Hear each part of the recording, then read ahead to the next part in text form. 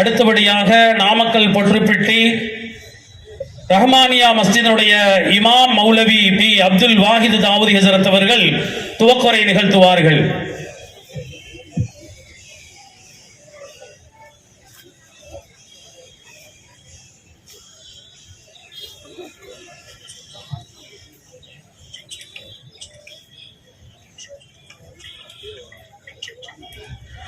نحمده ونصلي على رسوله الكريم أما بعد.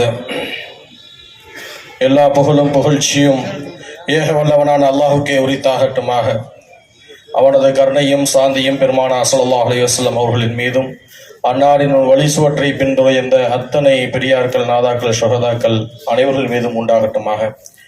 கண்ணியமானவர்களே, நேரத்தின் அருமை கருதி சொல்ல வரும் விஷயத்தை மிக சுருக்கமாக சொல்லி விடையமர்கிறேன். நாடு முழுவதும் தற்பொழுது பற்றி எரிந்து கொண்டிருக்கக்கூடிய இந்த வக்ஃபு திருத்த சட்ட மசோதா, அவற்றை பற்றிய விரிவான விவாதங்கள் இன்று இந்திய அளவிலே பெரும் பேசும் பொருளாக ஆகி பெரும் போராட்டம் தற்பொழுது நடைபெற்று வருகிறது.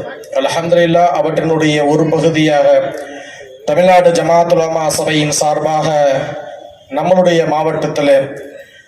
மாவட்டத்தை சார்ந்த உலமா பெருமக்களால் இங்கு பொதுக்கூட்டம் நடத்தப்பட்டு வருகிறது. நமக்குள்ளே ஒரு சஞ்சலம், ஒரு கவலை இருக்கிறது. இவ்வளவு பெரிய துரோகத்தை மிக வெளிப்படையாக செய்கிறார்களே, இவற்றை நாம் எவ்வளவு எதிர்த்தும் ஒன்றும் செய்ய முடியவில்லையே அப்படிங்கிற ஒரு கவலை, ஏக்கம் நமக்கு இருக்கிறது அல்லவா? கண்ணியமானவர்களே, இஸ்லாத்தின் வரலாறை சற்று புரட்டி பாருங்கள். இஸ்லாம் தோன்றிய காலம் முதல் இன்று வரை எல்லா சூழலிலும் இந்த இஸ்லாம் எதிர்ப்பை மிக கடுமையாக சந்தித்திருக்கிறது. அது எல்லா சூழ்நிலைக்கும் பொருந்தும். இந்த எதிர்ப்புகள் வர வர வர எதிரிகள் நினைப்பது என்னடா, இவர்களை எதிர்த்தால் இவர்களை நாம் ஒரு வட்டத்திற்குள் அடக்கி விடலாம் அல்லது அழித்து விடலாம் என்று கற்பனை செய்கிறார்கள். ஆனால் அவர்களுடைய நோக்கம் இதுவரை உலக வரலாற்றில் நடந்ததில்லை. உலக வரலாற்றில் இதுவரைக்கும் எந்த சமுதாயமும் இஸ்லாத்தை எதிர்த்து வெற்றி பெற்றதாக வரலாறு கிடையாது. பெருமானாரை மக்காக்குள்ள இருக்கக்கூடாதுன்னு சொல்லி குஃபார்கள் திட்டம் தீட்டப்பட்டு இந்த மக்காவிலே இருக்கக்கூடாது என்று ஹிஜ்ரத் செய்ய வைத்தார்கள். ஆனால் அவருடைய நோக்கம் என்ன? ஊரை விட்டு துரத்திட்டா இஸ்லாம் இல்லாம போயிரும், இஸ்லாம் ஒரு வட்டத்திற்குள்ள சுருங்கிரும் அப்படின்னு நினைத்தார்கள்.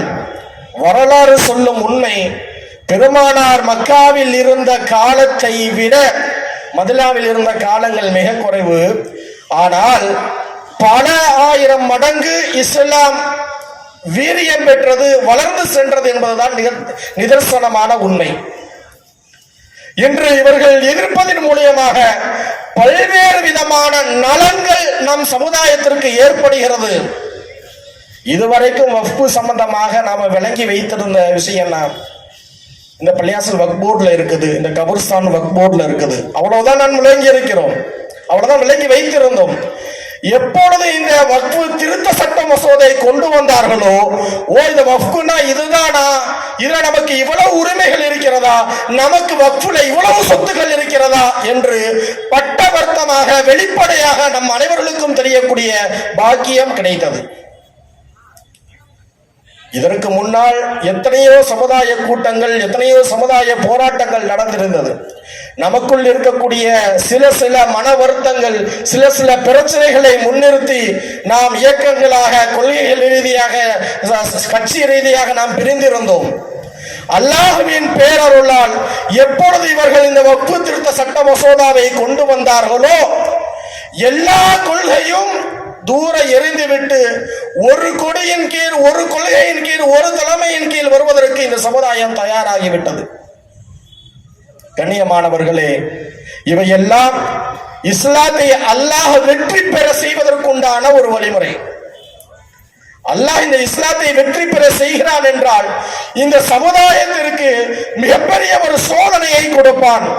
ஆனால் அந்த சோதனையை முன்னிறுத்தி இந்த சமுதாயம் அழிந்து விடுமா என்று பார்த்தால் இதுவரை உலக வரலாற்றில் அல்லாஹ் தஆலா அவ்வாறு இஸ்லாத்தை தோற்கடித்ததாக வரலாறே இல்லை. இந்திய வரலாறு இல்ல, உலக வரலாறு எடுத்து பாருங்க. உலக வரலாறு இஸ்லாம் தோன்றிய காலம் முதல் எடுத்து பாருங்க, ஒரு இடத்திலும் இஸ்லாம் தோன்று இருக்காது. எப்பொழுது இஸ்லாத்திற்கு எதிராக சூழ்ச்சிகள் செய்யப்படுகிறதோ, சட்டங்கள் கொண்டு வரப்படுகிறதோ, அடக்குமுறைகள் கொண்டு வரப்படுகிறதோ, அநீதங்கள் செய்யப்படுகிறதோ, பல மடங்கு இஸ்லாம் அங்கே வேர் ஊன்றியது, வளர்ச்சி பெற்றது என்பதுதான் இஸ்லாம் சொல்லக்கூடிய வரலாறு.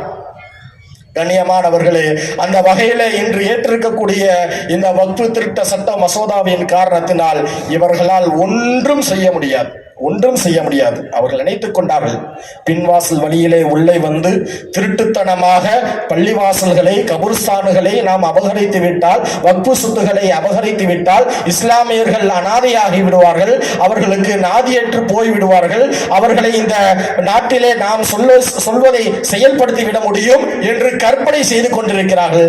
நிச்சயம் நாம் தளர்வடைந்தாலும் அல்லாஹ் தளர்வடைய மாட்டான்.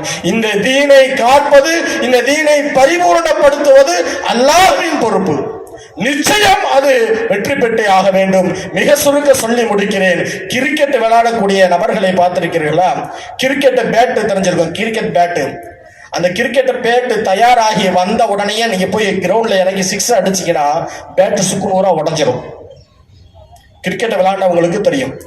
பேட்டை கொண்டு போய் டைரக்டா தயாரிப்பு நிறுவனத்திலிருந்து கொண்டு போய் கிரவுண்ட்ல வச்சு பிச்சில் வச்சு சிக்ஸ் தூக்குனீங்கன்னா பேட் பிச்சுக்கிட்டு போயிடும்.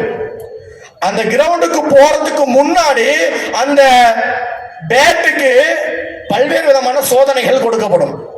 பெரிய இரும்பு ராடை வைத்தோ அல்லது கல்லு மாதிரி இருக்கக்கூடிய பந்தை வைத்தோ அந்த பேட்டை வேகமாக அடிப்பார்கள். பல நூறு முறை அடித்த பிறகு அந்த பேட்டை கொண்டு போய் கிரவுண்ட்ல இறக்குவாங்க. இதுவரை வாங்கி அந்த சோதனையின் வெறியில அந்த பேட்ல அடிச்சா சிக்ஸ். கண்ணியமானவர்களே, அவ்வாறுதான் இந்த இஸ்லாத்தில் சோதனை இல்லாமல் நாம் நேரடியாக களம் கண்டு வெற்றி பெறுவோமா என்று பார்த்தால் முடியாது. நாம் சோதனைகளை தாங்கி அந்த வேதனையை நாம் இங்கே வந்து முன்னிறுத்துகிற பொழுது நாம் பெற்ற அந்த அனுபவம், நாம் பெற்ற அந்த வழி, நாம் இந்த சமுதாயத்தின் மீது கொண்டிருக்கக்கூடிய பற்று பல்வேறு விதமாக பல மடங்காக பெருகி நமக்கு வீரிய பலத்தை, யானை பலத்தை நமக்கு கொடுக்கும். இதன் மூலியமாக நமக்கு வெற்றி என்பது மிக இலகுவாகும் அப்படிங்கிறது நமக்கு நிதர்சனமான உண்மையாக தெரிகிறது. ஆகவே சமுதாய பெருமக்களே, தாங்கள் சற்றும் தளர வேண்டாம். அவர்கள் சட்ட திருத்த மசோதாவை வாபஸ் பெறுவார்கள், அல்லது நாம் வாபஸ் பெற வைப்போம், அல்லது அவர்களுக்கு தகுந்த பாடத்தை வல்லோன் அல்லாஹ் நம் கண் முன்னால் புகட்டுவான் என்பதிலே எவ்விதமான மாற்று கருத்தும் இல்லை. வல்லோன் அல்லாஹ் அநியாயக்காரர்களுடைய சூழ்ச்சியை விட்டும் அவர்களுடைய அக்கிரமங்களை விட்டும் நம்மையும் நம் சமுதாயத்தையும் உலக மக்களையும் வல்லோன் அல்லாஹ் பாதுகாத்து தந்தல் புரிவானாக. இந்திய மக்களுக்கு மத்தியிலே ஒற்றுமையையும் சமாதானத்தையும் நிம்மதியையும் ஆரோக்கியமான வாழ்வையும் தந்து எல்லா விதமான நலவுகளையும் எல்லா சமுதாயத்திற்கும் வல்லோன் அல்லாஹ் தந்து நம் அனைவர்களையும் பொருந்திக் கொள்வானாக. வஆகிரு தவானா அல்ஹம்துலில்லாஹி ரப்பில் ஆலமீன். அஸ்ஸலாமு அலைக்கும் வரஹ்மத்துல்லாஹி வபரகாத்துஹு.